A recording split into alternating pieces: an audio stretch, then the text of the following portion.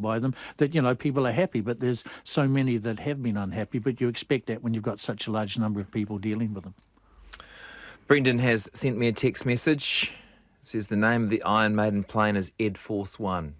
Ed Force One. Yeah, the lead singer must be Ed. No, Bruce. Bruce is the lead singer, yeah. So who is Ed then? Is Ed not up with my Iron is Ed Maiden. the name of the Iron Maiden character? Maybe. Okay. There's a Further big thing information that from comes out on knowledgeable stage, texters. isn't it? Yes, please, Actually, Brendan. they're playing at Horncastle in Christchurch tomorrow, and then at Vector in Auckland Friday or Saturday, I think. Oh, I don't know Horncastle. No, Saturday. Horncastle Arena is the old CBS or Westpac Stadium, the large venue in Christchurch by the Addington Racecourse. Yes, very good. But not an Iron Maiden fan yourself, Barry? Not really, but if anyone's got a spare ticket, hey, I'll go along with you. No worries. One of those bands would be good to see, even if you don't know much of their music, I imagine. It was the same. I went to Foo Fighters with my kids about a year ago here in Christchurch, and I didn't have a clue who Foo Fighters were. I'd heard of Dave Grohl. It was one of the greatest shows I've ever seen. It was fantastic. Loved it. So had you listened to a lot of the music beforehand to try and get up to speed? No, I hadn't. My kids just said, we're taking you to this concert, so off we go. And I'm talking about, who are Foo Fighters? And he talked about Dave Grohl, and I'd remembered him from Nirvana and stuff. But I go in there, and the show was spectacular. So maybe the same would happen with Iron Maiden. So never say no if you're going to a show. Gee, I hope my kids are like yours when I grow up. Well, I've taken them to so many in the past. Oh, okay, they're paying you back. Time for one more story. And AFCO Tallies is apparently trying to control what its staff say on social media about the company. The Meat Workers Union says there have been papers lodged with the Employment Relations Authority in a bid to get staff to, quote, desist from posting about the company. The union says the move is new and dangerous territory, which is also trying to stop union officers at other meat companies from talking about AFCO. Irene, what do you make of this story? On the face of it, it all seems a bit heavy-handed, that you can't post on social media or you can't wear a union T-shirt to and from work. But I do always worry in these situations because they get awfully intense, don't they? And there's a lot of, these ones said this and these ones said that, and you don't quite know all the ins and outs of it. But I would think people should perhaps be free to have a bit of a rant on their social media if they want to. And maybe if the AFCO really genuinely believe that the union is breaching good faith obligations in some of its comments, then they just go to the employment relations folk and sort it that way and let people rant on Facebook. You think some of the stuff might be covered in a contract anyway, even if it doesn't specifically mention Facebook and Twitter? Certainly my contracts have sort of indicated to me that slagging off my employer was not something they required me to do. But maybe broadcasting's a little more sensitive. It's the airing the dirty laundry in public, isn't it? And I mean, companies don't want you to do that, of course. There's meant to be ways in which they can deal with you internally and out of the public eye. But it's certainly in broadcasting, I found that over the years, that really, you've got to honour your company and honour your brand and not denigrate it. Yeah. How do you think? Have a look at your contract, Jesse. You'll be quite surprised, I'm sure. Oh, it's a big deal now. It's a really big deal. Just about every media contract I've signed in the last few years has a strong social media policy. When I was at TVNZ, there was a social media policy. In fact, I've had policies where you're not even allowed to speak out about contentious issues unrelated to the company. What if you went on Facebook? And you're not allowed to pass on stories about fellow announcers or stuff. Yeah, but you just have a couple of drinks and you're like, I can tell this one person. Oh, that Jim Mora. Whew. Yeah. That Jim Mora. Yeah. Don't get me started on Jim. We've only got 1 minute to go. Very good. Hey, so very nice to have you both in, Irene Gardner and Barry Corbett. Thank you for coming in. Thank you. And Irene, all the best after the new film life. commission. Yeah, your new life, producing lots of great shows that I'm sure we'll see. I'll try. Well, we might just have her back in July and she'll say, nah, I lost my nerve. I'll do another 7 years and talk about it again. That's the panel for another day. We've got Checkpoint on the way. I'm back tomorrow with our usual Friday show. New Zealand Live with 4-piece country band. We've got food, wine, movies and music for the weekends. And of course, my favourite feature of the week, Critter of the Week. That's all coming up tomorrow, 1 to 5 on RNZ National.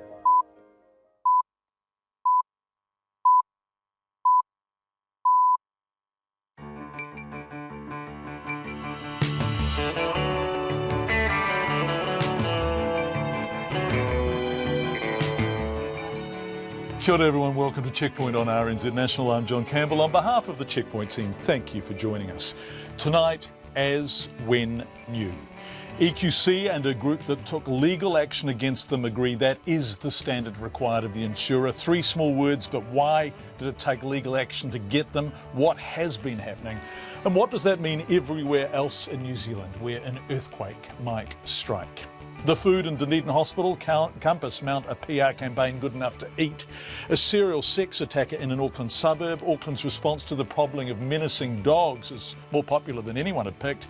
And a property crisis in Queenstown. There's simply not enough affordable housing for workers. All that and interest rates coming up in the next 90 minutes. But first, as always, Katrina Batten with RNZ News. Kia ora, good evening.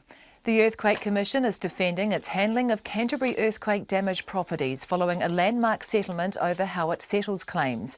The Commission has agreed to repair damaged homes to a when-new condition, not a pre-earthquake condition, following a settlement with a group of Canterbury homeowners known as the EQC Action Group.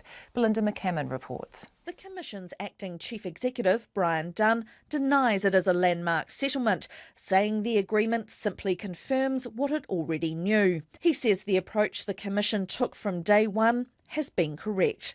EQC Action Group founder and committee chair, Warwick Schaefer, says the settlement is a huge victory for the group and will have far-reaching consequences for all Commission claimants.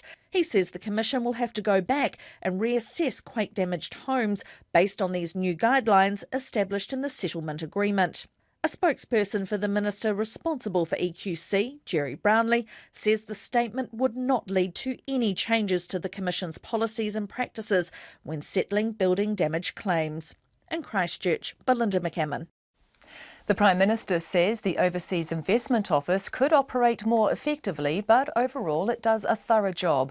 The Labour Party is questioning whether the public should have any confidence in the office after its approval of a Mossack Fonseca client's purchase of farmland in Taranaki. Mossack Fonseca is under scrutiny after the Panama Papers leak showed how the world's wealthy use offshore companies to hide assets. But the Prime Minister, John Campbell, says it's about the person buying the land, not the law firm involved. The OIO have a specific responsibility to look at the individual buyer and ask the question, did they meet the good character test? My understanding is they looked at that, but if the person doesn't continue to meet the good character test, then the law specifically says that the OIO can force them to sell that land. The Prime Minister, John Campbell. An Auckland woman living near where a number of women have been groped in Onehunga says it's scary that some have been attacked when children are around. The police are appealing for sightings of a boy aged between 12 and 16 who's accused of indecently assaulting at least 11 women since last October. Ellie Barton, who lives around the corner from the Ferguson domain, says it's worrying that some women have been preyed upon in broad daylight and that the culprit is getting away with it. The Defence Minister Jerry Brownlee and the Labour Party leader Andrew Little have just visited New Zealand troops based at Camp Taji in Iraq.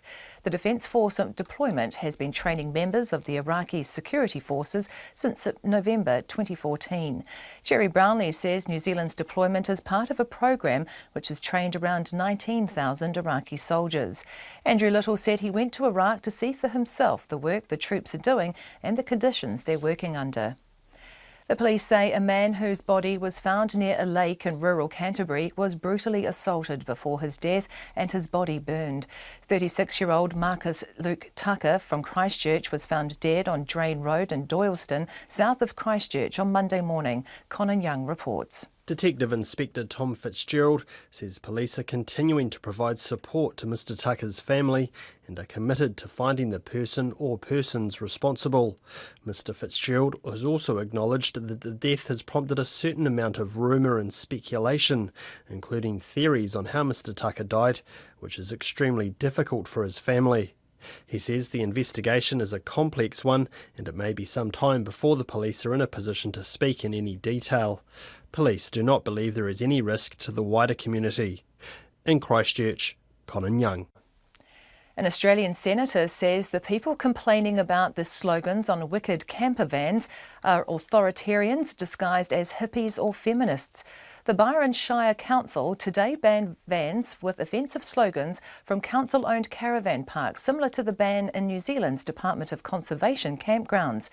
But Senator David Leyonhjelm says the company has done nothing wrong and people who don't like them should mind their own business. To sport, and the Black Caps coach Mike Hesson says Kane Williamson needed time to consider if he wanted the captaincy role. 2.5 months after Brendan McCullum retired as New Zealand cricket captain, Williamson has been confirmed as his replacement in all 3 formats: Test, One-Dayers and T20. Williamson, who's 25, has been a member of the Black Caps since 2010 and led the side at last month's T20 World Cup in India.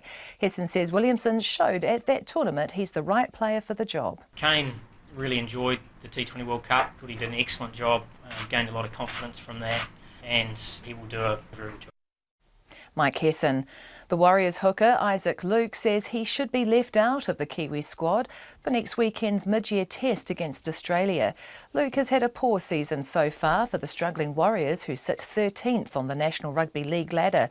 Luke says he doesn't deserve to play for the Kiwis. I'd rather him have a comfortable team that he's looking forward to take on the Aussies, and something that, you know, I've had to really work hard every year for it, and this year I don't think I've matched the requirements for the Kiwi jersey. Isaac Luke. The New Zealand sailors led 3 of the 10 Olympic classes after day 1 at the latest World Cup in France. Joe Allais and Polly Powery led the women's 470. Peter Burling and Blair Tuke topped the 49er class, and Josh Jr. is first in the fin. That's the news. Foreigners buying houses. The only foreign-owned land in China is underneath the Russian embassy. If New Zealanders can't buy land there, what are we doing, allowing them to buy here? Why don't we just lease it the same? Foreigners buying farms. The OIO must be relied upon to conduct a robust investigation of every application to buy sensitive land. Farmers damn happy. This is a game changer for all of Hawke's Bay. I guarantee that I'll walk down the streets of Waipukurau and Waipawa today. A lot of people will have smiles on their faces. Town and Country, Guy Espiner and Philippa Tolley. Morning Report, weekdays from 6. Then on 9 to noon, a top architect laments what he calls mediocre developer-driven apartments and multi-unit projects in Auckland, saying the city needs to do better. And after 10, Michael Woodford, the CEO who blew the whistle on his own company after discovering massive fraud. Join me, Catherine Ryan, on 9 to noon after Morning Report on RNZ National. Met Service weather through to midnight tomorrow. Northland to Wellington, including Coromandel, Taupo and Taihape. Mostly cloudy, sunny breaks in the afternoon. For the remainder of the North Island, fine. Nelson, Marlborough and Canterbury, cloudy tomorrow with a few coastal showers south of Christchurch in the afternoon. Otago and Southland, scattered rain developing tomorrow morning, easing to a few coastal showers in the afternoon. Bulla and Westland, cloud increasing tomorrow with showers in Westland from afternoon. Fiordland, cloudy with patchy drizzle, turning to rain tomorrow morning with possible heavy falls, rain easing in the afternoon and clearing by evening. And for the Chatham Islands, a few showers tomorrow. It's 5:08. Thank you very much indeed, Katrina. It's time for a public inquiry into EQC and its conduct in Christchurch. That's what the lawyer behind the successful group action against EQC says. Yes, we do begin tonight in Christchurch with the words "as when new." They have a citywide significance, and wherever EQC services should be called upon, a countrywide one too. If you live somewhere where there are earthquakes, this matters to you. In a landmark statement issued jointly by EQC and a group of Canterbury homeowners that had spent over $300,000 taking legal action against them, EQC's legal requirement to return properties to that as when new condition has been reiterated. That applies in Christchurch and it applies everywhere earthquakes hit and damage property. We always knew that, said EQC. They always knew that, said the Minister's office. No, they did not, said the Canterbury homeowners who took the action against them. So while the joint statement is a confirmation of what's required from EQC, it also speaks of issues that have defined life in Christchurch since the first earthquake hit 5.5 years ago. And it reminds us some people are still waiting for their EQC claims to be resolved. I asked Peter Woods, the lawyer who led the action against EQC, what else this joint statement tells us. That means that earthquake damage to their homes is going to be assessed properly and fixed properly. And if EQC decides they're not going to fix it, they're going to pay for it, then the homeowner will get the right amount of money so that they can fix it properly. If we look at those terms you use, properly and the right amount of money, that is effectively to an as-new standard, right? That's correct. Just about all of the members of the group said to us, when EQC come along and assess the earthquake damage, they tell us, all we've got to do is get you back to the pre-earthquake condition, like for like, and you're not allowed any betterment, when the Act clearly provides for full replacement cover. So, Peter, where did that come from? Was that unilateralism on behalf of the assessors? I don't know where it's come from. It's been consistent across the board, and I think anyone who's been through the experience will say, well, that's what I was told, and the contractors were told that. So it seems to have been a directive, even though at the top level of EQC, when we've pushed them on it, they have conceded that their obligation was to meet the as-when-new standard. So they've conceded that, it's what the Act says, but on the grounds where the people live, where the lives are, they were insisting repeatedly that it was simply pre-earthquake standard. That's correct. And so what does this mean as a precedent? Because obviously you're representing slightly fewer than 100 people as part of the action group, but there are tens of thousands of people who have been assessed by EQC. What does it mean as a precedent? Well, firstly, the action group members will be able to rely on it as a contract because we've got a settlement agreement which attaches that joint statement. So those people have got a contractual right to enforce it. But everyone else will be able to point to it and say, well, EQC, you've now agreed with the group that this is the standard you've got to meet, and you haven't done that at my place. Please explain, please do it properly, or please pay me more. This is huge, isn't it? This is potentially a starting from scratch for a great many people. It's frustrating to say it, but I think you're right. I think it's a widespread problem. There's four main areas in that joint statement, and you can go through each category and say, well, look, if you fit into that category, you'd be saying to EQC, look, I'm here and you haven't done it right. I want you to do it right. I want you to fix it properly or pay me more so I can fix it properly. Beyond Christchurch, and Christchurch isn't the only place that has earthquakes, does this have implications for everyone in New Zealand who might ever claim to EQC? It does. I think what EQC have stated in that joint statement applies across the board, and it's good they've made the concession, that they've agreed with us. But there's also a bigger issue for the country, and that is what's happened down here. What about the wasted cost that we're all funding? So when we pay our insurance premium, the levy goes to EQC, the taxpayer money that's going into EQC, what's happened for 5 years that we've still got homes that haven't been assessed properly? And we've had to go to court to get this sorted. And what about that colossal waste of money? Who's accountable for that? And what's the answer to that question? Well, look, I really think we need an inquiry into how EQC has responded to this and to ensure it doesn't happen again, because everyone in New Zealand has contributed to this. And there must have been a waste of money when you're getting homes assessed 6, 7 or 8 times and still not assessed properly.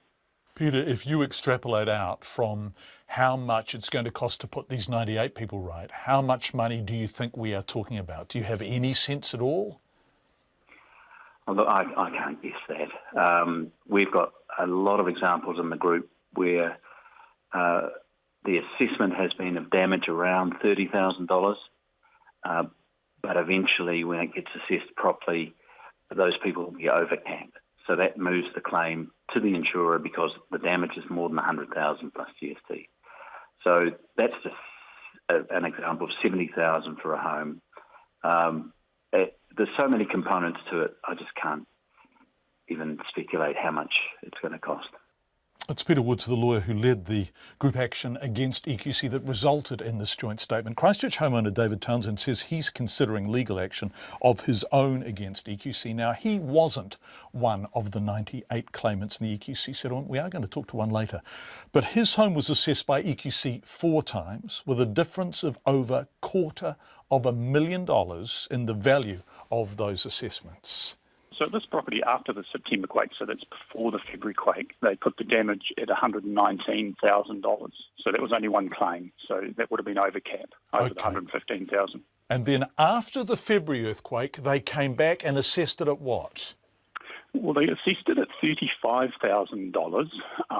But that particular inspection I had huge issues with because the inspectors couldn't measure plumb correctly on a wall. They weren't using levels, the guy was using his eye.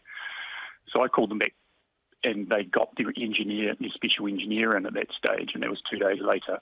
So $35,000 for that inspection, which I don't even put any weight on anyway.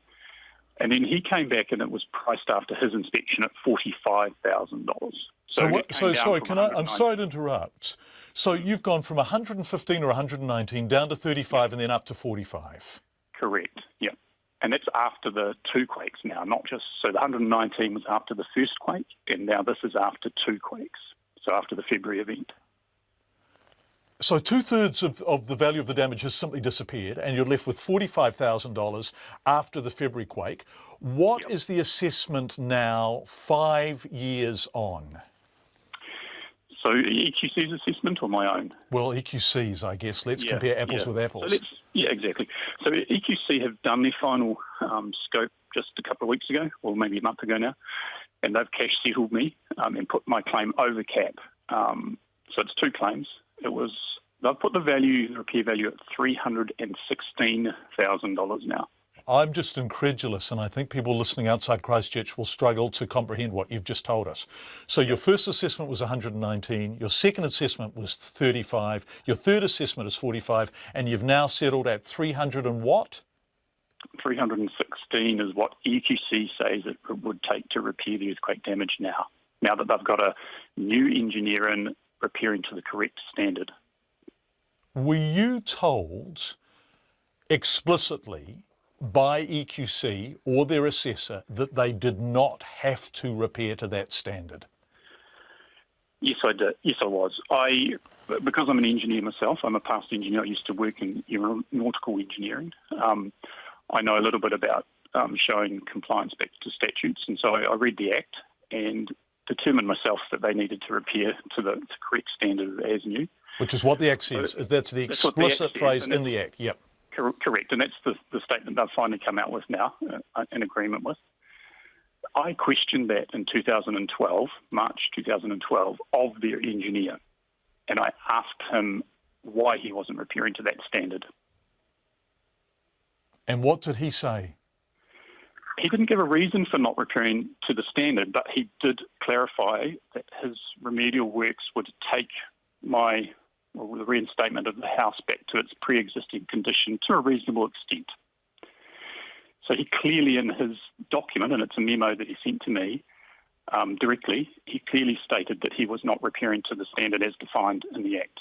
So he was repairing to less than that, meaning he was spending much less money than the Act required and than the job required. How was he able to determine the standard that he was going to repair to?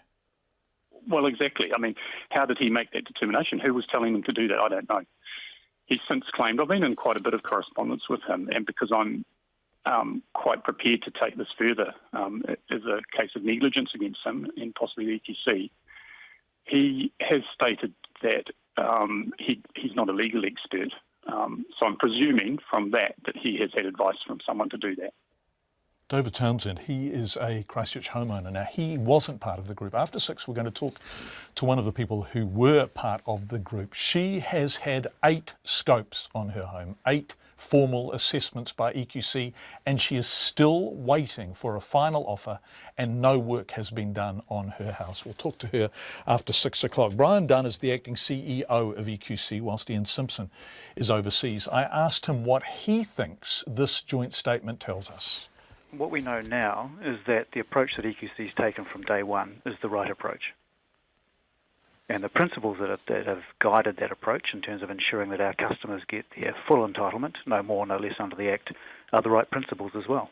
Okay, forgive me for sounding abrupt so early in our interview, but I've just been speaking to person after person who's told me that EQC weren't honouring their obligations under the Act to return their homes to an as-when-new standard, and that what you suggest was EQC's intention couldn't be further from the truth.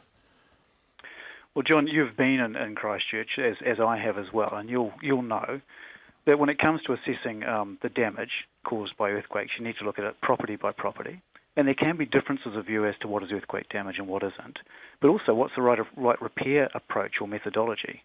And I think that lies at the heart of it, is some of the differences in views about what's earthquake damage and what's the right repair methodology to pursue. Okay, can I give you an example, just one example? A house that was initially assessed at $119,000 worth of damage, it fell to $35,000, it rose slightly to $45,000. The final settlement has been $316,000. All of those were EQC assessments.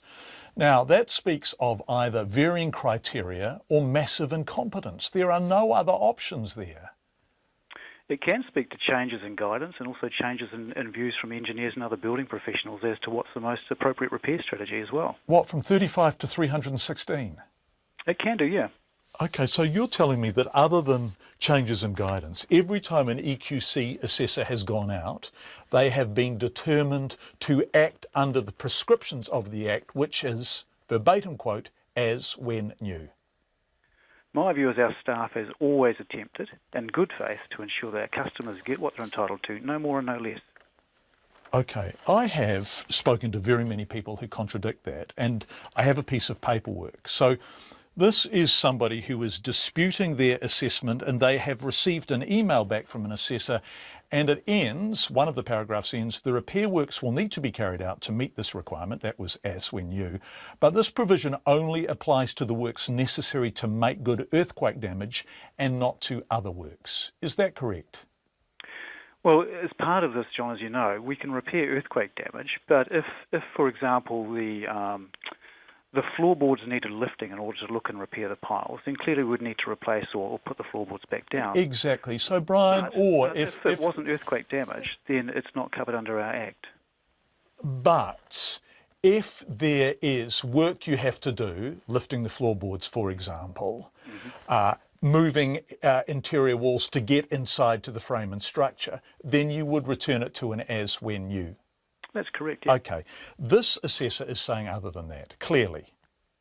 Well, unfortunately, I don't have that piece of paper in front of me, John, so it's hard to comment, but I'm very happy to have a look at it if you want to forward it through to me. If it was always the case that it was as when new, why did this action group have to go to the High Court to get you to agree to that?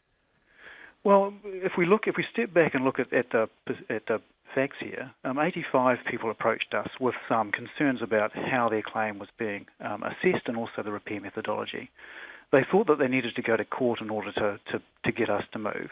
As we sat down with them and went claim by claim through their property and through the repair methodologies, we all agreed that actually EQC's approach and the approach that we've taken from the start was the right approach. So there was no court case here, and if anything... Sorry, forgive me, were the papers filed in the High Court? I believe they were. And did this group try and talk to you and reach an agreed statement last year?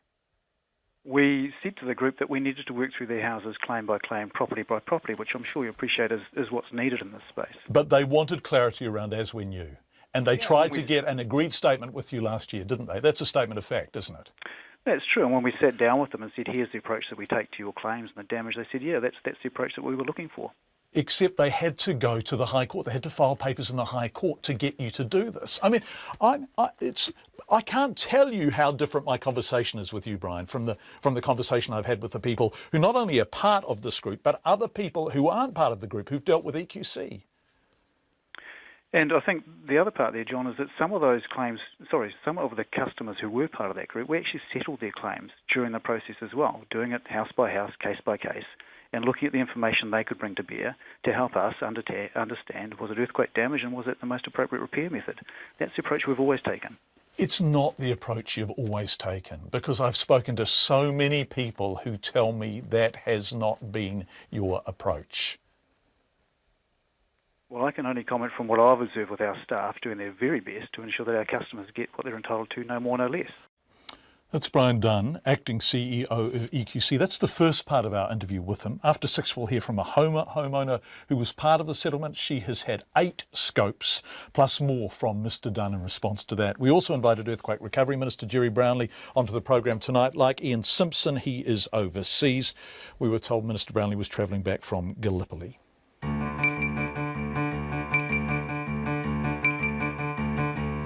Coming up, police appeal for sightings of a boy aged between 12 and 16 after it was revealed 11 women have been indecently assaulted in the Auckland suburb of Onehunga since October. Why hundreds of tiny nails scattered across a cycleway is causing a big stir in the capital.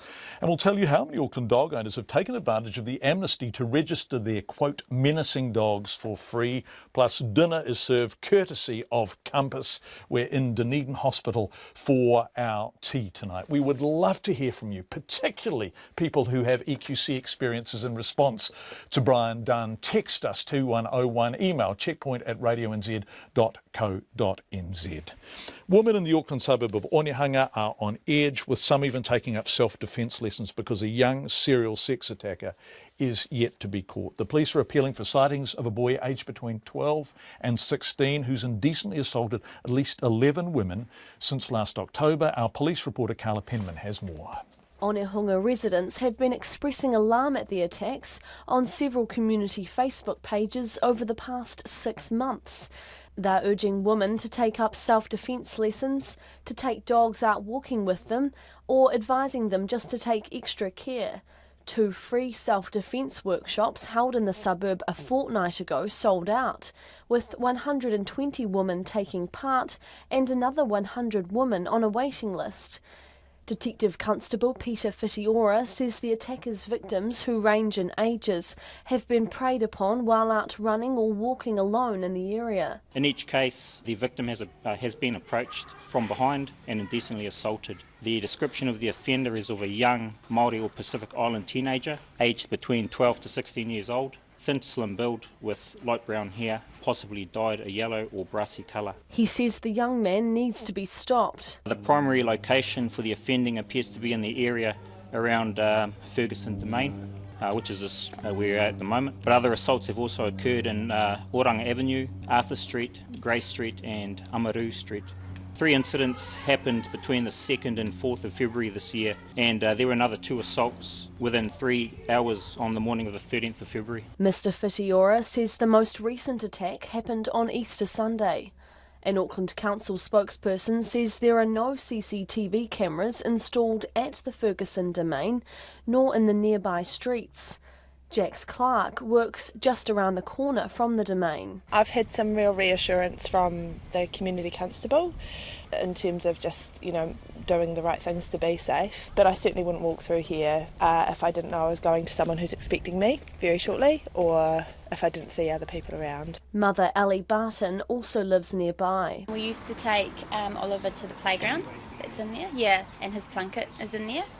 But we're always walking around this area. She says it's worrying some of the attacks have happened in broad daylight with children around. It does sort of play on your mind a little bit, and I definitely don't go out walking by myself after work. We live in quite a busy little community, there's always lots of people around, and it seems to not really matter. They're still getting away with it. Some businesses on Onehunga Mall Road are also taking extra precautions. Andrea Rainsford says her workplace has made changes in recent months. We're now very careful about where we park and that we go to the car park together. So it has, I suppose, so now you're asking me, we're a bit more heightened about what we're doing. The police have distributed more than 700 flyers, visited over 100 homes and have also set up a designated 0800 number. But until he's caught, Jax Clark thinks women should avoid the area if they can. I guess I'm in a unique situation that this is probably the first time I've walked through here in the last 3 months. But for women who are walking around here regularly, I wouldn't be. In Auckland for Checkpoint, Carla Penman. 29 minutes past 5 on Checkpoint. Hundreds of tiny nails have been scattered across a cycleway in Wellington.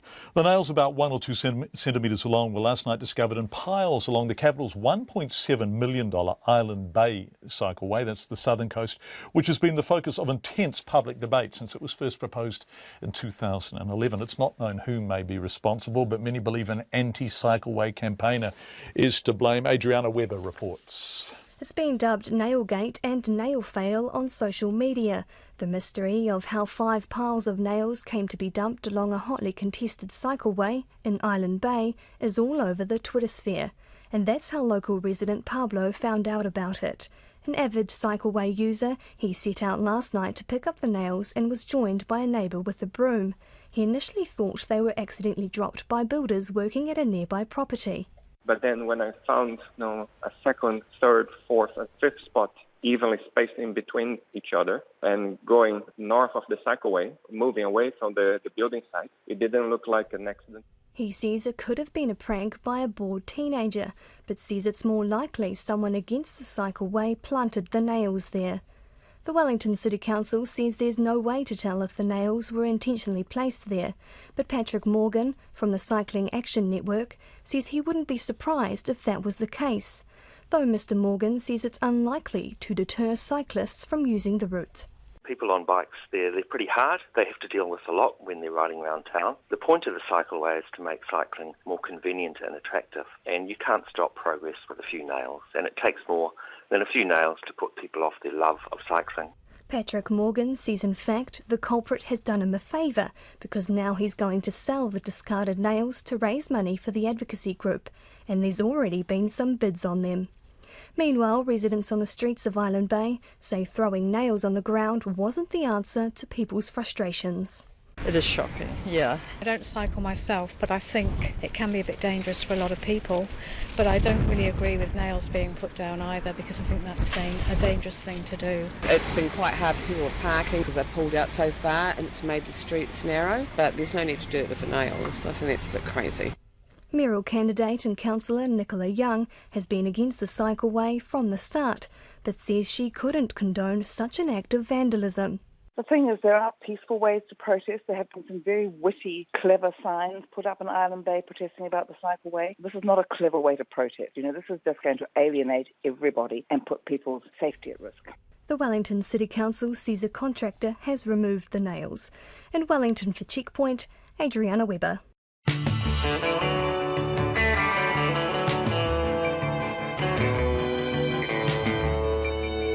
Coming up before 6, on the eve of a protest outside Dunedin Hospital calling for the Southern DHB to dump the company now providing hospital meals. We're inside for dinner. Actually, our reporter Peter Newport is standing by outside to show us the tray of food he's just been served. A big PR offensive there today. What's the tucker like? We'll find out.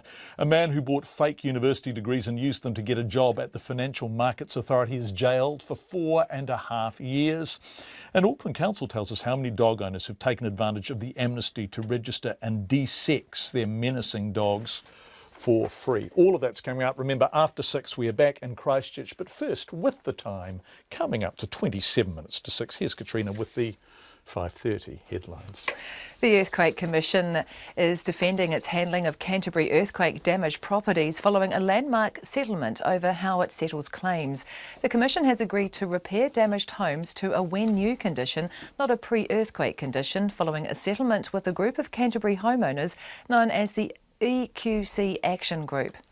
The lawyer for the group of Joint Action Homeowners says he can't say how much the court action will wind up costing the EQC. Peter Woods has told Checkpoint that in many cases the damage was wrongly assessed at $30,000, but in fact turned out to cost more than $100,000. The Prime Minister says the Overseas Investment Office could operate more effectively, but overall it does a thorough job. The Labour Party is questioning whether the public should have any confidence in the office after its approval of a Mossack Fonseca client's purchase of farmland in Taranaki. But John Key says it's about the person buying the land, not the law firm involved. The police say a man whose body was found near a lake in rural Canterbury was brutally assaulted before his death and his body burned. 36-year-old Mark Luke Tucker from Christchurch was found dead on Drain Road in Doyleston, south of Christchurch, on Monday morning. An Auckland woman living near where a number of women have been groped in Onehunga says it's scary that some have been attacked when children are around. The police are appealing for sightings of a teenage boy who's accused of indecently assaulting at least 11 women since last October. The Defence Minister Jerry Brownlee and the Labour Party leader Andrew Little have just visited New Zealand troops based at Camp Taji in Iraq. The Defence Force deployment to Iraq has been in training members of the Iraqi security forces since November 2014. Those are the headlines. I'll be back at 6 with more news, sport and weather. Thank you very much. Dogs and food in Dunedin coming up, but the Reserve Bank has held its benchmark interest rates. Landmark is Christchurch, and we'll be there again after 6. Interest rates on hold today while it's left the door open for another cut. There are also signs it may be close to calling it a day. Business editor Giles Beckford, who predicted exactly this last night, joins us live from Wellington today. Not looking even remotely smug, Giles, although...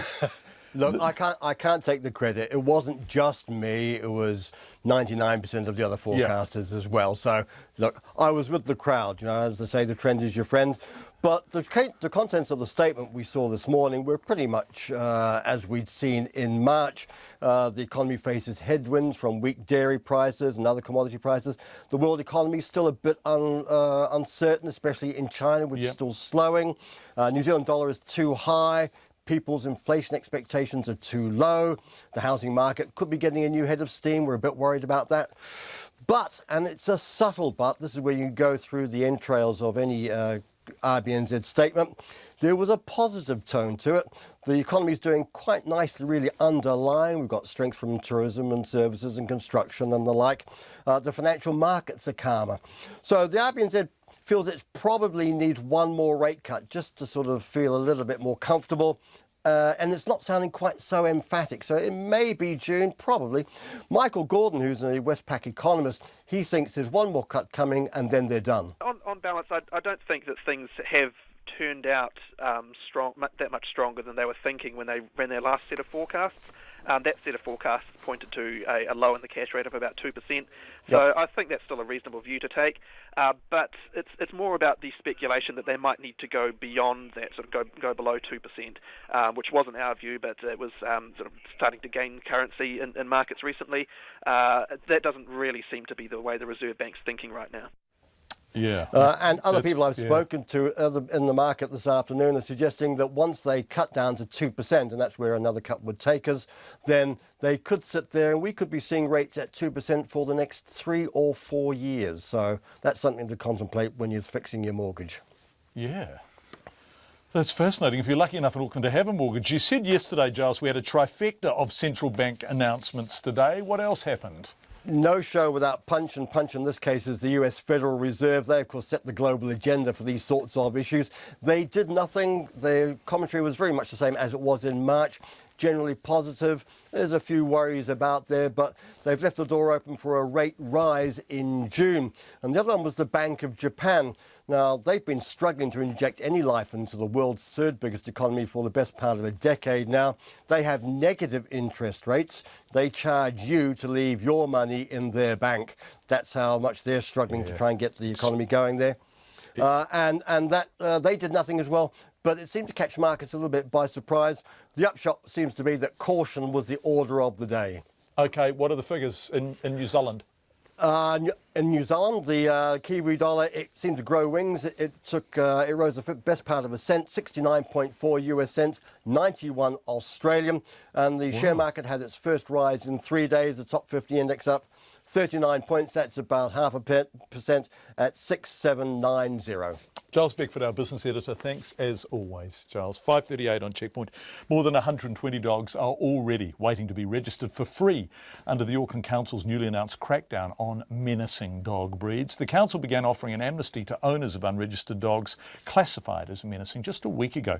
They'll register the animal for free until June 30 and wipe the $300 fine for not doing it earlier. For $25, they'll also throw in desexing, microchipping and a muzzle. But after the amnesty period expires, Animal Control will launch a citywide blitz on any remaining unregistered menacing dogs. Our reporter Alex Ashton spoke to the head of Auckland Animal Management, Jeff Keeber, at a dog shelter in South Auckland.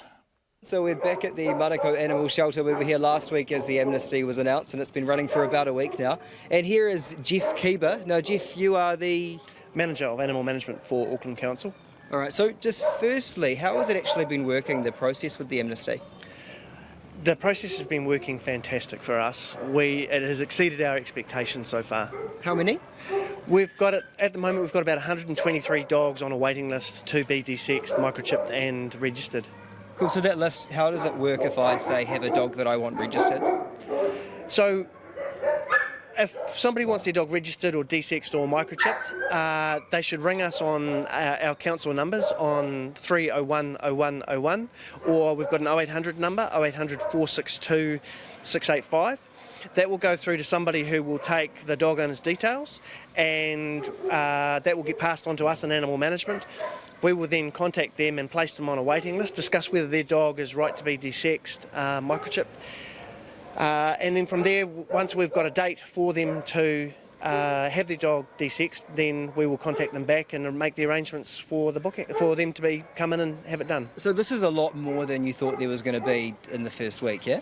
Oh, absolutely. We were hoping if we got 100 to 200 dogs over the 10-week amnesty period, that we would be really happy. We thought that that would make an impact on the lives of people in Auckland, but to have 123 in the first week alone is well beyond our expectations, and quite frankly, I'm really stoked about that. If this keeps up, though, are you going to be able to get through the list? Because I understand there is a list now, and you weren't even really expecting that, were you?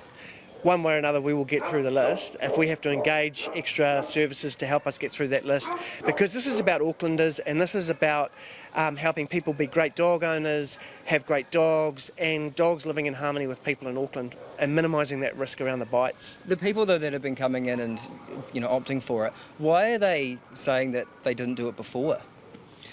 We haven't had a whole lot of feedback in relation to that, but we know that a lot of these people have low uptake with authority and low engagement with authority, and we think a lot of this has been coming from word of mouth. Some people have had great service, and so it's, hey, you should take advantage of that and go and see these guys, and that's fantastic. Word of mouth is precious. And because it's only the registration, they waive the fee, but it's $25, is it, for the rest? Yeah. Are people doing that, the desexing and the rest of it, or just the... No, they're doing the works. They're opting to have the desexing, the microchipping and the registration.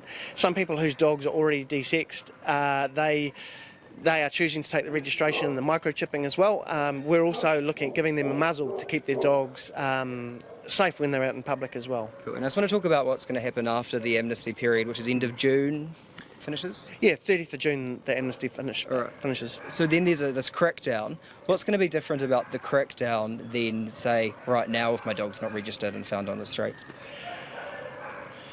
So the amnesty is the opportunity for people to come forward, obviously. And so they kind of get a warning and a leeway. But after the 30th of June, there's going to be no leeway. We're going to be impounding these dogs. We're going to be making sure that these dogs are off the street, and if people want them back, then they will have to pay full price to have what they are doing now. All right, but when we were here last week, you said that you were quite full already, or Zarina said you were quite full already. And if you're taking in more dogs, are you going to be able to fit them? Yeah, we'll be able to fit them. We've got 3 shelters around Auckland. We've actually got 4 shelters around Auckland that we can use. And so if that means a bit of shuffling around of dogs, then we will do that. Cool. Hey, lovely. Anything else you want to say to people who are maybe considering it or haven't done it or have done it? I absolutely encourage people to come forward and take advantage of this amnesty, because we don't want to take people's dogs off them, and that we will be doing after 1 July if they don't come forward. It's a great deal. It probably will not happen again. Take advantage of it now. Give us a call. And what are the breeds that are coming in? Are they pit bulls? Are they purebred pit bulls or crosses, or what are you mainly seeing? The majority of dogs that we're seeing at the moment are pit bull crosses, pit bulls, not many pure breeds. We've had some Labrador crosses mixed with bull terrier types, some Shar-Pei crosses, but in saying that, any dog that can cause harm or people are concerned about, come into a shelter and talk to our staff, and we can go through it with them. Have you had to turn any away for not being dangerous enough? Because there is a threshold, eh? Yeah, unfortunately we have had some people from parts of Auckland who have come in and wanting their purebred dogs desexed, and that's not the aim. Those dogs are less likely to cause harm, and so we want the dogs that are most likely to cause harm. This is not breed specific. Bring your dog in, we'll have a look at your dog and give you some advice. Alex Ashton, the reporter there. A group known as the Real Meals Coalition will rally outside Dunedin Hospital tomorrow, calling on the Southern District Health Board to cancel its meal contract with the group Compass. Compass has come under fire after winning the contract to supply Meals on Wheels patient meals and staff meals in the Otago Southland region. The meals are now prepared in Auckland and Tauranga and shipped frozen to the South Island for distribution. On the eve of tomorrow's protest, Compass has invited media into Dunedin Hospital for a tour and a taste test, a bit of a PR campaign. Our reporter Peter Newport is outside Dunedin Hospital. Hello, Peter. Hello, John. What's up? It's certainly been we've been eating hospital food, John, which doesn't sound like much fun, but it has been a charm offensive. I think Compass are very anxious to see if they can influence public opinion ahead of tomorrow's protest. It really, the jury is out as to whether this food is as bad as some of the media coverage has been suggesting. But I mean, earlier today, John, we went and spoke to the PSA Dunedin union organiser, Julie Morton, and said, you know, in her view, has anything changed? Yes, it has changed because the complaints continue to roll in. So if there have been changes, they've not been evident to us or our members. The approach that Compass are taking is that there's no problem, the food is healthy, it involves local ingredients. I mean, what's the picture that you're getting behind the scenes? So the picture I'm getting is completely different than that the food is unpleasant, also that it's not presented well, and also the way they collect food choices from patients means that often what arrives on the plate is not actually a full plate of food. The system of that has changed. They're now doing this by using a tablet at the bedside twice a day, rather than the old school system of filling in a form. So if the patient hasn't filled in that form correctly, staff members or relatives would, so the patient will still get a meal served to them the next day. Current system isn't allowing for that. I've heard stories of people ending up with one round of mashed potato on their plate because they haven't been articulate enough with the person at the bedside and the tablet about what they want. So it's a bit more than just the food isn't as good. There are serious problems with the delivery of the food. And the quality of the food affects staff as well as patients? It does, because they also run the staff cafes, and the food choices in there have reduced, and I'm told that the quality is much poorer. I know from my own point of view, I often used to eat in the staff cafe because I spend so much time down in the two hospitals, both here at DPH and at Wakaari. And I don't want to eat there anymore because I don't want a pie and I don't want some frozen cake that's been thawed out. So all the good food that was there is now gone, and I think they will struggle to meet the Ministry of Health healthy food guidelines that they've sent out to DHBs to comply with. And relatives are taking home-cooked food into hospitals now to give to patients, I understand. We've heard those stories as well, yes. And that makes sense if the food is not palatable to their relatives that are in bed. Bearing in mind these people are sick, and this is one of the discussions I've had with Compass on a couple of occasions. It's a little like they don't seem to understand it's not a restaurant, it's not an aeroplane, it's a hospital. People are unwell. So they need nutritious food. It needs to be palatable because they don't really feel like eating anyway. So you've actually got to make a slightly better effort. Whether they're going to have the beef or the chicken option for lunch is of far less importance. But that's what Compass hold to be important, is this idea of giving the patient choice right before the food's dished up. It's like way down the list of priorities in my view. Now, that is PSA Dunedin Union organiser Julie Morton speaking this afternoon. Peter, you've been on a tour since then and had a bit of a taste test this afternoon. What was served up to you? Well, John, I went for the fisherman's pie, and as you heard Julie saying there, the new system involves staff with iPads going up to the patients' beds. So they've taken a few journalists through the process. So I was given the choices of food, and I opted for a dish. In fact, I can show it to you now, John. This is what I ordered. This is the fisherman's pie. It comes with mashed potato. It's got some carrots and cabbage there. I guess on a scale of 1 to 10, where 10 would be a 3 Michelin star restaurant, I'd probably say that's a 6.5 or 7 out of 10. Compass have made the point to us that they think it's been a presentation issue. They think the food's been okay. There was a 6-month sort of bedding in process, but they're defending the food, saying that they're still using local supplies for fruit and vegetables. And they're saying, yes, they could have done things a little bit better, but there's nothing fundamentally wrong with the food in their view. Peter, I've seen photos. Boy, we've been inundated with them, and none of them look like that. In other words, Compass have upped their act, haven't they? And there's nothing wrong with that. They're responding to demand. They're responding to the outcry. But do you have a sense this is a PR offensive before the protest tomorrow? Oh, absolutely. And in fact, it's quite serious, John. It's not just a media charm offensive. There were 2 people with us today who are not media, and they work at some of Dunedin's biggest stadiums. They are existing customers of Compass, and they've come along because of all the media coverage. They're concerned about the quality of food that they're getting under their contracts. So this is a big deal for Compass, and they're rolling out all the big guns. Their chief operating officer was here today. And I think what they're saying is the pictures that you talk about are real. They're not denying, though that's their food, but they're saying it was really a presentation issue, and that the food has always been fine, and it's all been a bit of a misunderstanding. Peter Newport from outside Dunedin Hospital, who has been tasting the food. Thank you very much indeed, Peter. 10 to 6 on Checkpoint. We're going to go to Sharon Brett Kelly, who's sitting beside me, a man who bought fake university degrees and used them to get a job at the Financial Markets Authority, jailed for 4.5 years. Benjamin Anthony Kiro, who's 35, sentenced in the Auckland District Court after he pleaded guilty to 22 charges, including false or forged documents. He's conned almost $250,000 from people he befriended on social media. He not only got a job at the Financial Markets Regulator, which must be kind of embarrassing for them, also faked job contracts with high-profile companies. Sharon, what can you tell us? Well, this man, Kiro, in July, August 2014, he got a job as a markets oversight through Frog Recruitment at the FMA.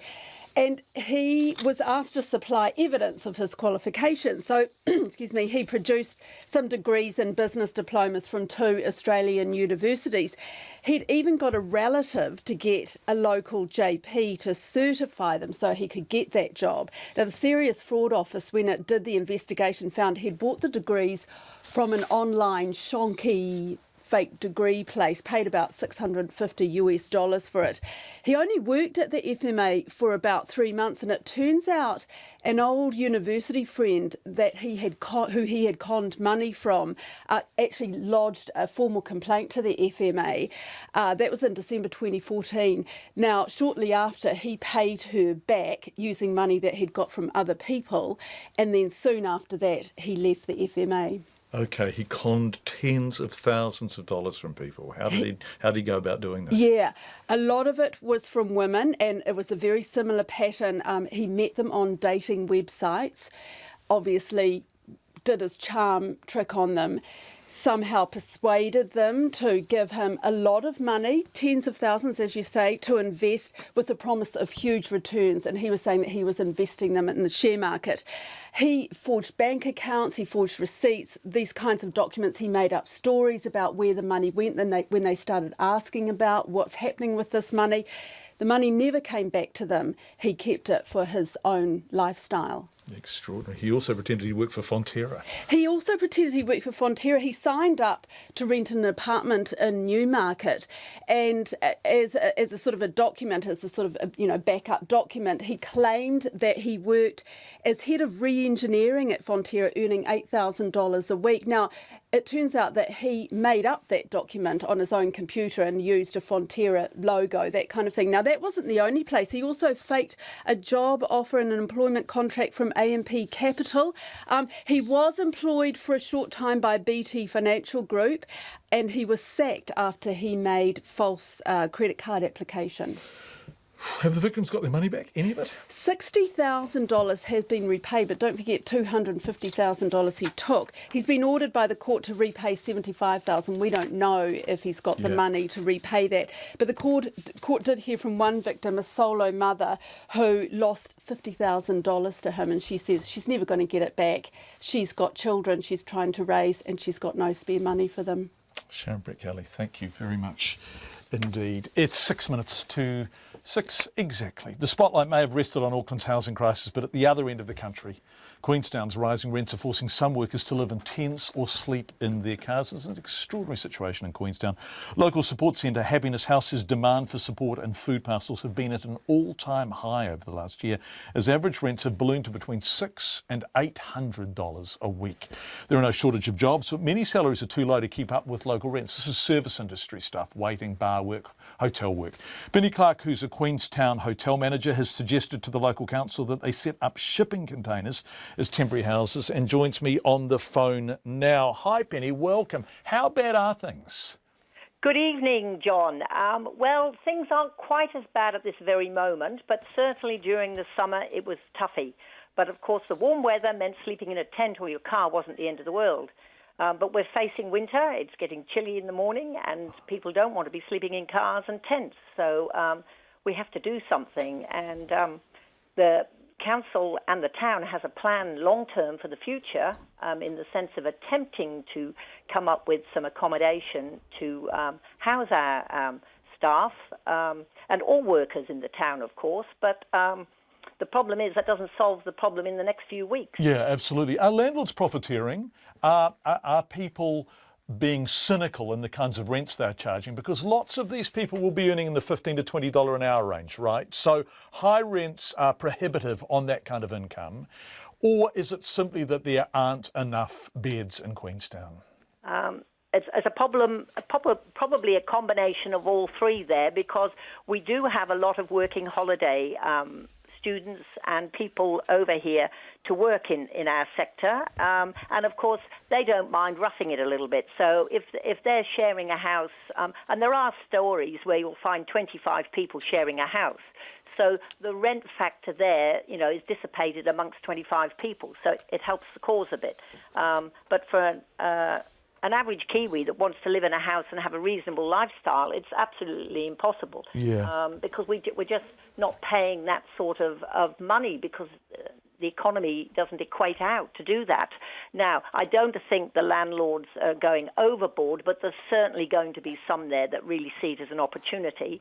But what we've also got to bear in mind is that over the last couple of years, Airbnb have come on board, and people now know a lot about Airbnb. So if they've got a spare room where they used to rent that out for workers, then of course they're probably not doing that like they used to, because they've got a little bit more privacy if they rent it out to Airbnb when they want to.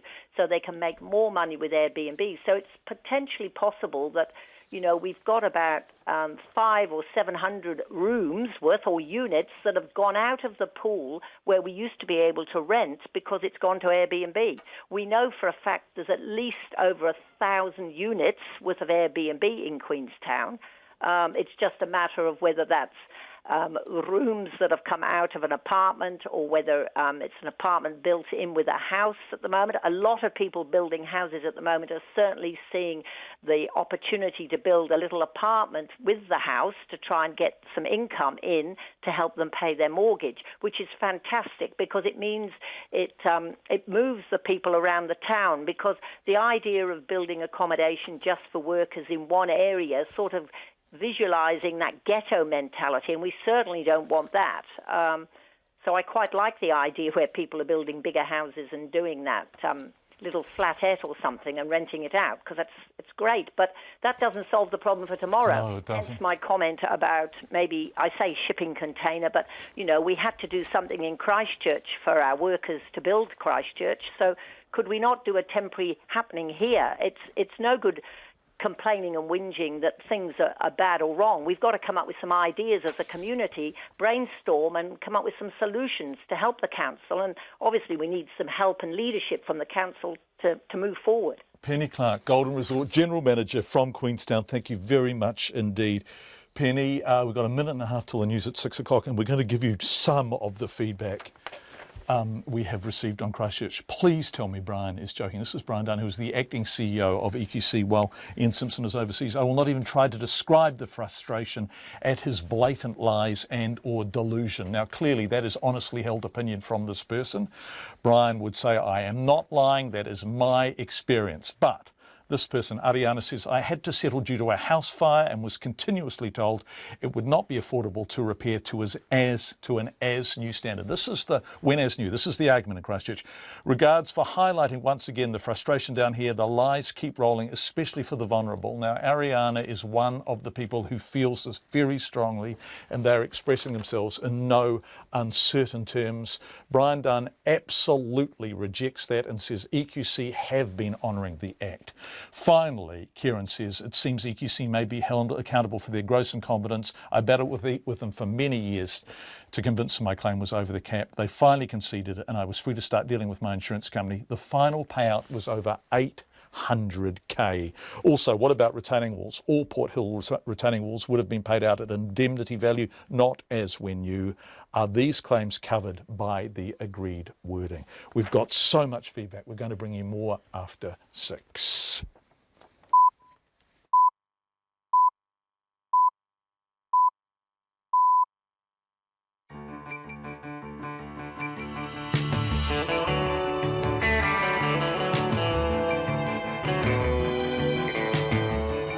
Kia ora everyone, you are with Checkpoint on RNZ National. I'm John Campbell. Thank you for being with us and thank you for all your feedback. Coming up in the next 30 minutes, the consequences of the landmark EQ settlement in Canterbury. We go back there. Calls for a ban on all junk food advertising near schools, and Kane Williamson to officially take the helm of Black Caps. He's been doing the job well. It is his for as long as he stays in the team, we suspect. But first, here's the news with Katrina Batten. Ngā mihi nui, good evening. The Chief Censor has banned some of the designs on the controversial Wicked Campers vans. There's been a backlash from the police, councils and the Associate Tourism Minister, Paula Bennett, over the markings on many of the vehicles. The banned bans are not over the use of sexually explicit slogans, but the use of imagery of children's characters and drugs. The vans in question feature Snow White, Shaggy and Scooby-Doo and Dr. Seuss with illegal drugs. The censor says there's significant injury to the public good from the vans. Paula Bennett says the decision is a victory for everyone who's been offended by them. The Earthquake Commission is rejecting any suggestion it's made it's difficult for some Christchurch people to get their homes repaired to an as-new condition. It's reached a legal settlement today with a group of homeowners, but says it only confirms the approach it was already taking. That homeowner group, however, is calling it a landmark settlement that clarifies the standard required of quake repairs for everyone, including other cities. EQC's acting chief executive Brian Dunn told Checkpoint there have always been differences about what is quake damage and how to repair it, but nothing needs to change. What we know now is that the approach that EQC's taken from day one is the right approach. And the principles that have guided that approach in terms of ensuring that our customers get their full entitlement, no more, no less under the Act, are the right principles as well. That's the approach we've always taken. EQC Acting Chief Executive Brian Dunn. The government says the settlement will not prompt any changes at EQC. The Defence Minister Jerry Brownlee and the Labour leader Andrew Little have visited the New Zealand troops based at Camp Taji in Iraq.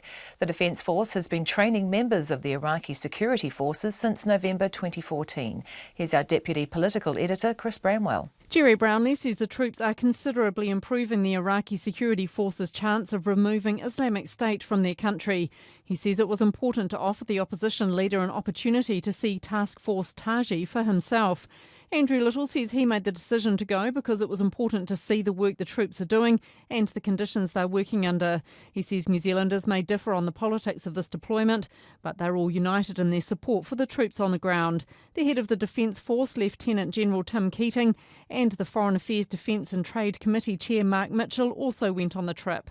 From Parliament, Chris Bramwell. A woman living near where a number of women have been groped in Onehunga in Auckland says it's scary that some have been attacked with children around. The police are appealing for sightings of a boy aged between 12 and 16 who's indecently assaulted at least 11 women since last October. Ellie Barton, who lives around the corner from the Ferguson domain, says it's worrying that some of the attacks have happened in broad daylight. It does sort of play on your mind a little bit, and I definitely don't go out walking by myself after work. We live in quite a busy little community, you know, there's always lots of people around, and it seems to not really matter. They're still getting away with it. Ellie Barton. Malcolm Turnbull is lashing out at supporters of asylum seekers, saying people detained on Manus Island will not be resettled in Australia, and warning against being misty-eyed about the policy. The Australian Prime Minister spoke after the Papua New Guinea Supreme Court ruled the detention centre is illegal, and PNG Prime Minister Peter O'Neill said he will close the centre. The ABC's Stephen Jedgetts reports. Papua New Guinea has announced it will close the Manus Island detention centre, but it's still not clear what will happen to the 850 men living there. The Greens, the Human Rights Commission and refugee advocates are all demanding they be flown to Australia. But Malcolm Turnbull says doing that would encourage people smugglers to get back into business. A strong Australia is a secure Australia. He says PNG understands none of the detainees will come to Australia. Labor's urging the Immigration Minister to go to PNG to ensure the Manus Island Centre stays open. Stephen Jedgetts in Canberra. Wellington Airport has lodged a resource consent application to extend its runway by 350 metres. The airport has asked for the application to the city and regional councils to be heard in the Environment Court as soon as possible.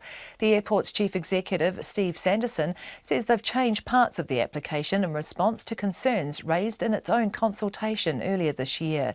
The changes alter the construction traffic route and also relate to assessments of how the extension would affect the surf in Lyall Bay.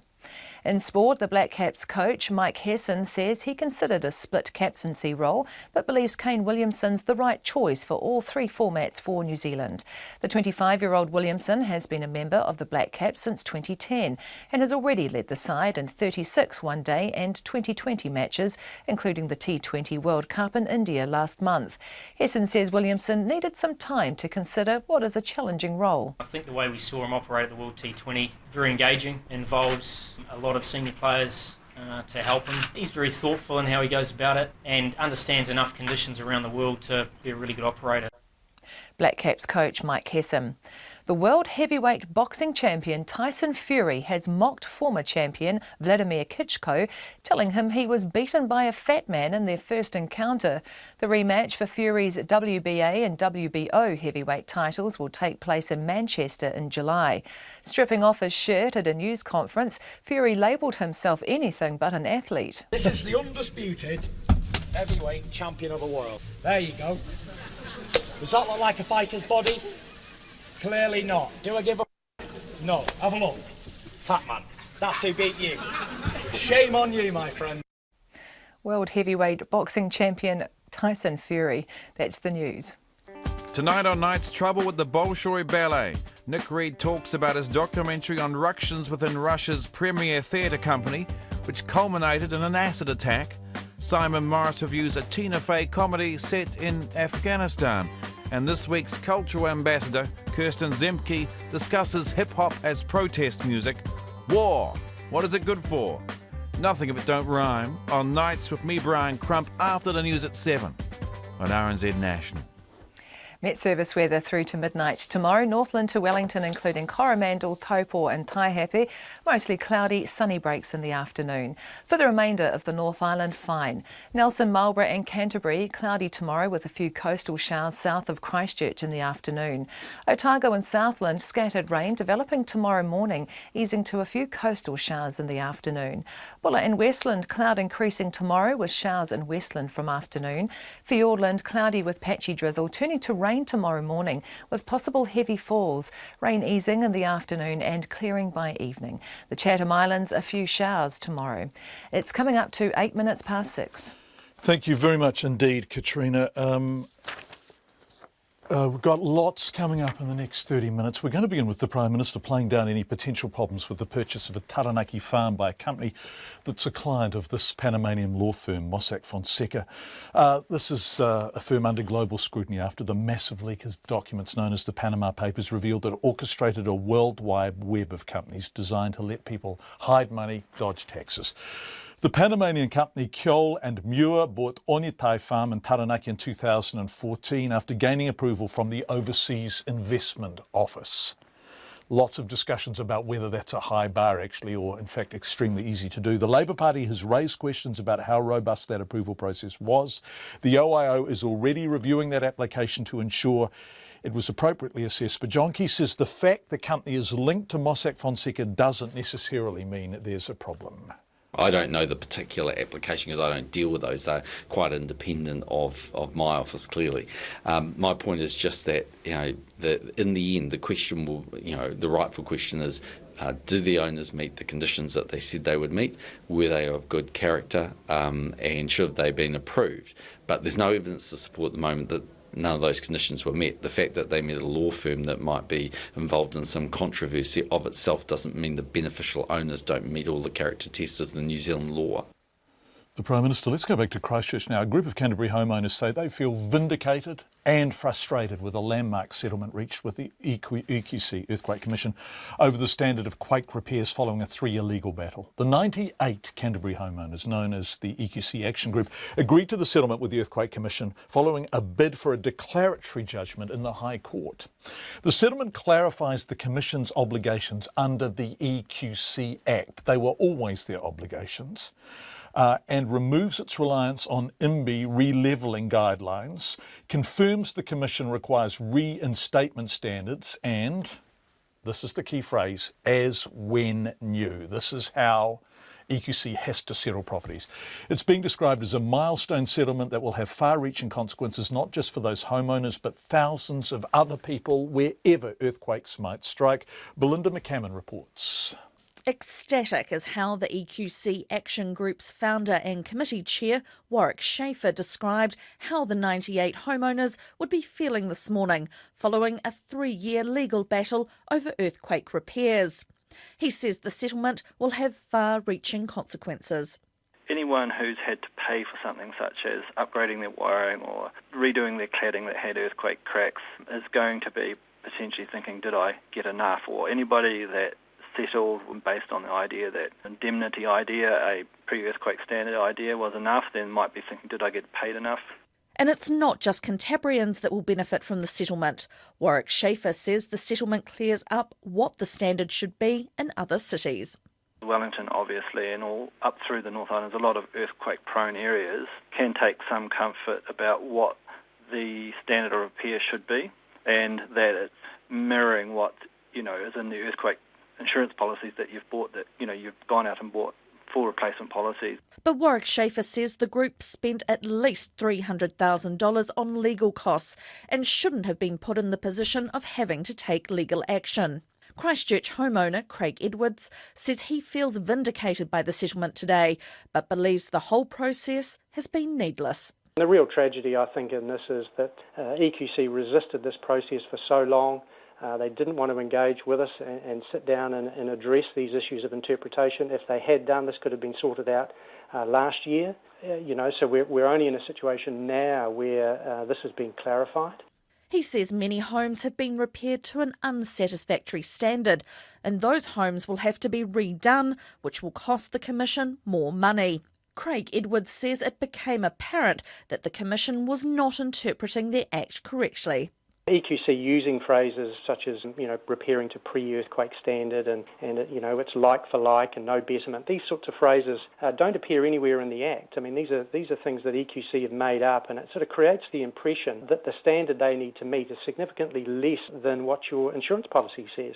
Another Christchurch homeowner in the legal action, Alistair Cree, says he was fortunate that he had the time and resources to be able to take the Commission on, but many others cannot. He says he assumed government departments were professional and worked at a reasonable level of competence. When I found the legal requirement had been misrepresented to me, it was a public service for my interest and for the wider interest of the people in Christchurch to push and push and push, because, as you say, some people just can't manage that, don't have the time and resources to be able to do that.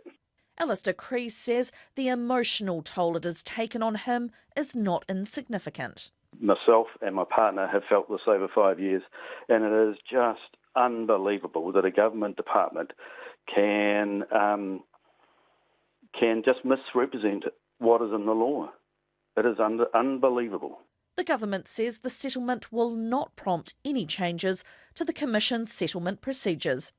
In Christchurch, Belinda McCammon. So let's look at the predicament of one of the claimants. Her name is Denise Meadows. She's one of the 98. 5.5 years after the first September quake, AIS asked her where she's at with the EQC. Nowhere, basically. We've had scope after scope after scope, and they come round, they have a look, they write all the damage down, and then you get the scope back from them and they've taken it off. It is so hard. And then they come round again and to do another scope 6 months down the track, and you think, well, what's going on here? So they do another scope, and then they put on all the damage that they've taken off before, and then they go back and take it all off again. So wait a sec. Does the assessment of your damage and therefore what you will get constantly change? Every time someone new comes, the assessment changes? Yes. Every time someone new comes in. All of the damage in our house has been recorded on all the scopes we've had done. And I'm talking about 8. 8 scopes of work. Not just one, 8. So when you say scope, forgive me for being from out of Christchurch, but this is the assessment that determines what the damage is and therefore what you will get. So you've had 8 of those? Yes. And 8 of them, and every time, everyone was different. We've never had a costed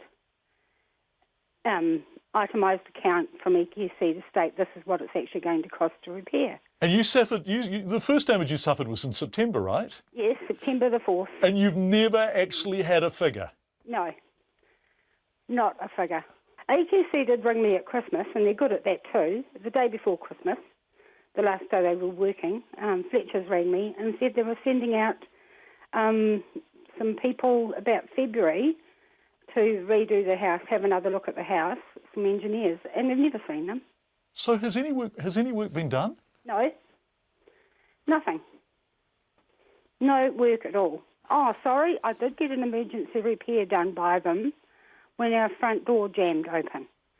They came round and did an emergency repair on our sliding door where they borrowed our CRC and sprayed it on the rollers.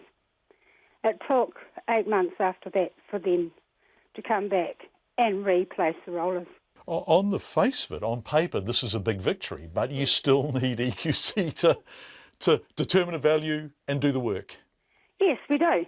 We need that. We need clarity on how they're going to determine what they're going to do. And this is why this is such a big victory. It clarifies to EQC that the standard is when new. They can't say to us they're going to come and fill in the cracks in our walls. We've got cracks, and it's a Lockwood home, timber. They're going to fill and paint them, John. That is a later scope. Well, wait a sec, they're going to fill and paint the cracks in a Lockwood home? Yes. And so would that be returning your home to an as-new condition as defined by the Act? No, it doesn't. It doesn't at all. I mean, but the fact is, even then, because the cracks are right through the house, and I have proved to EQC that they are earthquake damage, they're only going to do the lounge, not the rest of the house. That's why this is such a momentous day. We've actually achieved something. It's a wee step, but hopefully, it's the beginning of the end, because there was no end before. Denise Meadows, 5.5 years and 8 scopes after the first earthquake, still waiting to get a final offer from EQC. Now, Brian Dunn is the acting CEO of EQC whilst Ian Simpson is overseas. We spoke to him at length after 5 o'clock. Well, in fact, we spoke to him at length this afternoon and ran much of the interview after 5. But I also asked him if the joint statement meant EQC would have to start from scratch if customers felt they weren't replaced to an as-when new standard. Well, as you know, we've had a long-standing process by which people can bring information to us, and it needs to be information that illustrates its earthquake damage and illustrates that there's an alternative repair strategy, and we're always prepared to look at that. I think the fact that we were able to settle some of the claims from the action group in the middle of the process by using that exact same resolution approach illustrates that. So, Brian, are you conceding no fault here? Are you saying that throughout, in every case, every assessment, every scope, every visit to a damaged home, the assessor has been determined to complete an assessment to an as-when-new level every time as required under the Act? John, that's the approach that I believe our staff have taken. Now, you and I both know that hasn't always been right in every situation. That's why we have a process by which people can come back and say, actually, I don't think you've got that right.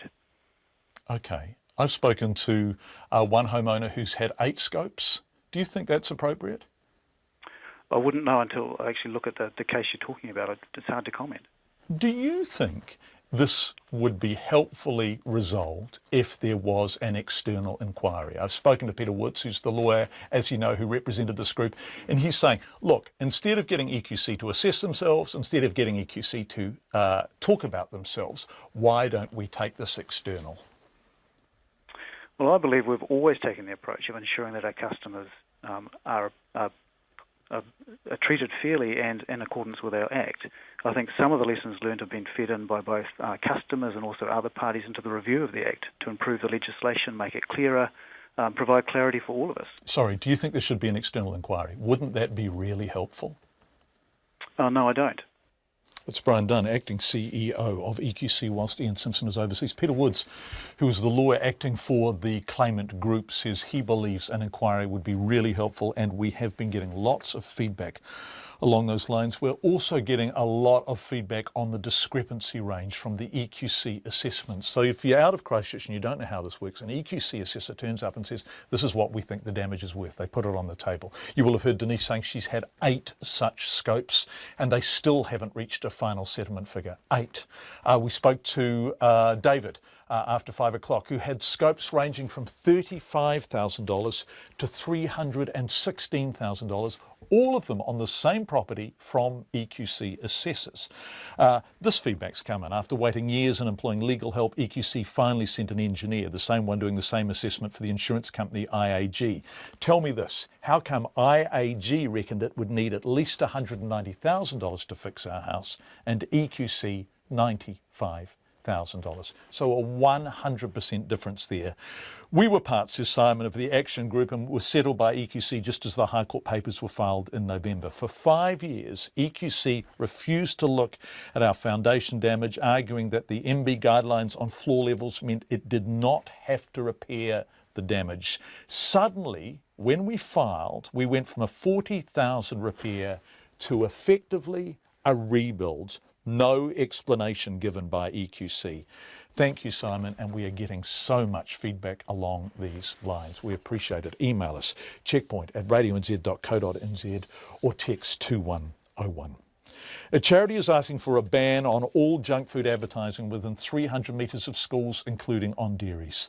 The Morgan Foundation, started by Gareth Morgan and his family, has made the call to the Advertising Standards Authority as it reviews its code for advertising to children, and many other submitters are also worried about children being targeted in or around their school environment. Here's our reporter Rowan Quinn. A study released yesterday shows schools are surrounded by takeaway and convenience stores. Many of them are decked out in the colours and logos of ice cream or soft drink brands. The Morgan Foundation says that kind of advertising has no place near schools. Its General Manager Jeff Simmons says children are bombarded by advertising and it's not fair. In the past, we've tended to take a very narrow view of what constitutes junk food marketing to children. When we actually look at the sort of marketing that children actually see, it's much broader than the narrow definition of advertising. Mr Simmons says the foundation doesn't want to see any prominent displays of energy drinks in shops next to primary schools, nor for them to be branded with junk food. And it also wants a ban of fast food billboards within 300 metres of schools. The group is one of many who have made submissions to the Advertising Standards Authority telling them they need to put much greater restrictions on how children are marketed to. The New Zealand Medical Association has also asked it to restrict marketing connected to schools.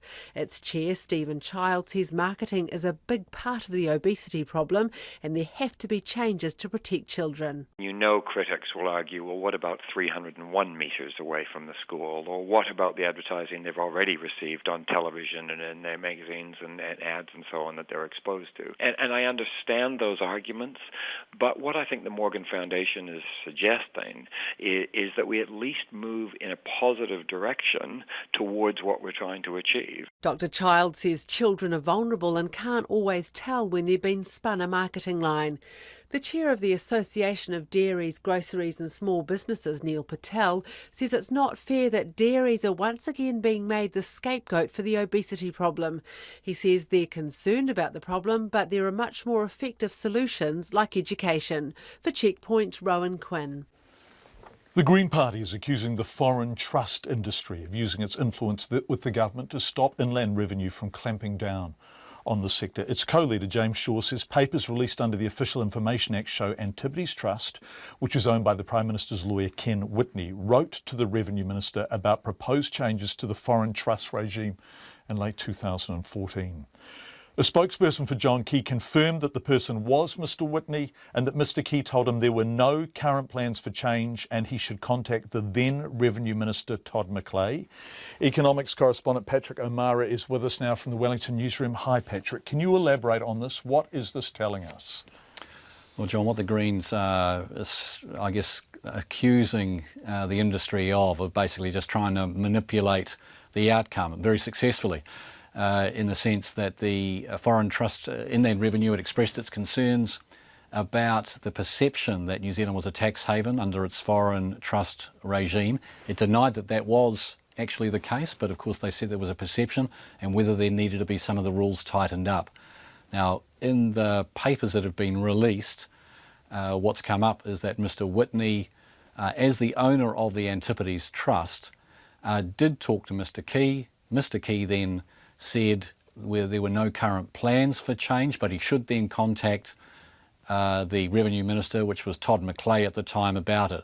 And what followed on from there was that the industry then got into gear from about late 2014 to try and put its case for no change at all. By May 2015, the government had accepted that and said that there shouldn't be any change to the regime as it stands. Now, in some ways, John, you could say it looks like a lost opportunity given where we are now. OK. So Mr Whitney is John Key's lawyer, right? Yes. And did he approach John Key in that capacity? Was it a personal approach? Well, it's the that I don't know, or we don't know the details of it yet. But Mr Key has said that, look, it was Mr Whitney that did talk to him about it. But he's making the point, look, lots of people talk to me all the time about a whole lot of issues. This was nothing different in that sense. He told him to, as far as he knew, there was no change to the regime, no current plans for changes to the regime, and that he should contact the Revenue Minister going through the proper channels. He's saying that this information he'd already talked about, and so look, there's nothing suspicious or nothing controversial about it. Okay. One of the things, I'm just rewinding in my head, which is never 100% reliable, Patrick, but when this came out about Mr Whitney, John Key's relationship with the Antipodes Trust, and the Antipodes Trust run foreign trust right in New Zealand, John Key said at the time he was his lawyer and he moved to the Antipodes Trust, what, a year ago or whatever, or took over. Is that, how's that timeline stacking up in the context of this conversation? Well, I think it's a very interesting one, John, that you've just put your finger on there. The email that was sent to the Revenue Minister from Antipodes Trust was dated the 2nd of December 2014.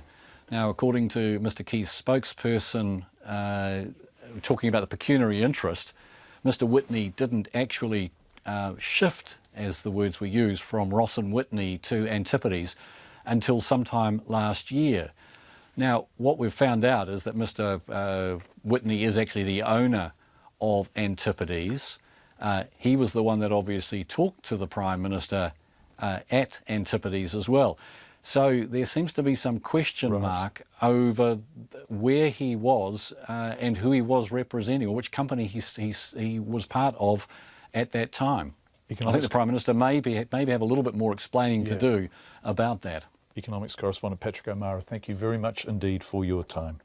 Patrick, we're going to end tonight with a little bit of sport. Kane Williamson was today named captain of the Black Caps in all three formats. The 25-year-old officially takes over from Brendan McCullum, becoming the 34th captain to skipper the New Zealand team in any full international format. We've run out of time to speak to our excellent sports reporter Matt Chatterton, but today he spoke with the Black Caps coach Mike Hesson about whether he had to convince Williamson to take on the job. No, it's not something you convince. It's just something that over time, we have many discussions. It's not a one meeting, do you want to do it? No, you don't. It's a matter of, it's just a process. And Kane at the end of the T20 World Cup was really enjoying the role, and we were certainly very pleased with the job he was doing, and he certainly had the respect of all the players. So a relatively easy decision, but as I said, a process. Mike Hesson. Also in the news is Isaac Luke, after he announced today he doesn't think the Kiwis rugby coach Stephen Kearney should select him for next week's Anzac Test against the Kangaroos. This was Mr Luke's response when asked by Matt about the Kiwis' selection. To be perfectly honest, if I was Steve Kearney, I'll probably leave me out. I'll just. It's a bit cool. It is, just because. Now, I'm not happy with my performance now. I've been pretty up and down the whole season. That was the last 7 games. And it does hurt, but in saying that, I'd rather him have a comfortable team that he's looking forward to take on the Aussies, and something that I've had to really work hard every year for it. And this year I don't think I've matched the requirements for the Kiwi jersey. Isaac Luke and Matt Chatterton, our sports reporter, filed those clips, bringing Checkpoint to an end for tonight. So much feedback coming in from Christchurch, 5.5 years on, and people are still waiting. Thank you for being with us. We'll be back tomorrow night at 5.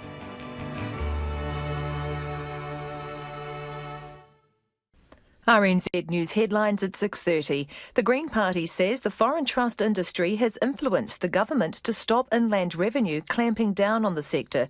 It says a trust owned by the Prime Minister's lawyer has approached the government on the matter. Some controversial wicked camper vans have been ordered off the road. The Earthquake Commission says it has not made quake repairs difficult for Canterbury people. And the police say a man found dead in rural Canterbury was brutally assaulted beforehand and his body burned. Our next news and weather is at 7.